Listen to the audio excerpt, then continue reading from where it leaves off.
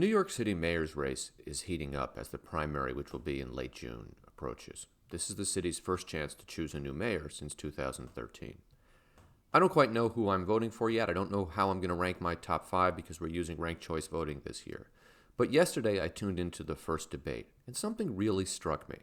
We are at a moment in our larger politics where the Republican Party has really embraced identity politics. They have become the party of the angry white person. That is who they are. That is their constituency. Meanwhile, and consistently with their approach to everything, they have accused consistently the Democratic Party of being the party of identity politics because the Democratic Party seeks to represent a broad range of people. And that broad range was part of what we saw last night. It wasn't as diverse as it might have been, but there were candidates from many different backgrounds in this very diverse city. What struck me about the debate is that while I disagreed with some candidates on some of their platforms and agreed with some on others, identity didn't come up much. There were questions about policing.